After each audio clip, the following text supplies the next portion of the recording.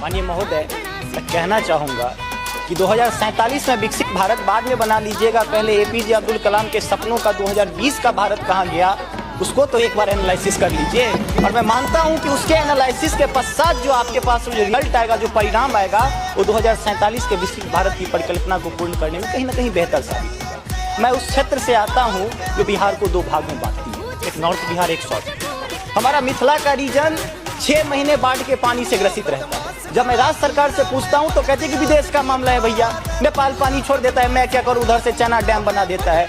अब तो राज्य में भी सरकार आपकी है, केंद्र में भी आपकी है, तो प्रभु कृपया कुछ तो मदद कीजिए।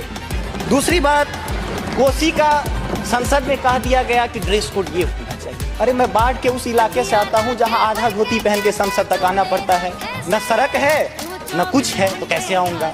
उसी क्षेत्र का एक नंगा बच्चा हमसे कहता है कि साहब मैं बाढ़ से ग्रसित हूँ, और दक्षिण बिहार का एक बच्चा कहता है कि मैं सुखाड़ से ग्रसित हूँ, मेरे पास पीने के लिए पानी नहीं है। बीच वाला एरिया कहता है मैं नरसंहार से परेशान हूँ। तो बिहार की एक परिभाषा बनती है कि उत्तर में बाढ़ है, दक्षिण में सुखाड़ है, बाकी जो बचा नरसंहार है, यही बिहार है।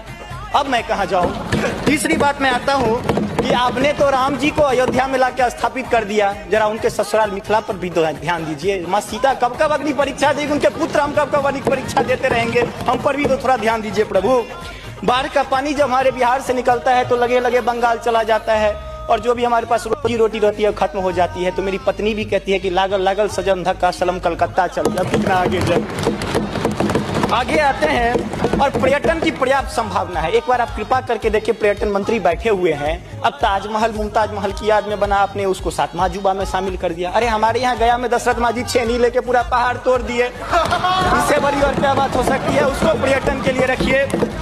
और ये जो भूखमरी, बेरोजगारी, अशिक्षित राज्य की जो हम पर वो जो पीठ पर धो रहे हैं, वो हमको इसी तरह की कविता याद दिलाती है कि तू सिंह मारती गैसी, मैं कोने में दुबका बैल प्रिय, मैं पीपल सा सीधा साधा, तुम उस पे लटकी चुड़ैल प्रिय। तो ये अशिक्षा, बेरोजगारी हम पर चुड़ैल की तरह लटकी है। तो there is politics behind every politics. स्नातकोत्तर राजनीति विज्ञान में पढ़ाई होती है, उसको छोड़ के जरा राज्य और केंद्र में अब सामंजस्य स्थापित करके कीजिएगा प्रभु। बहुत बहुत धन्यवाद।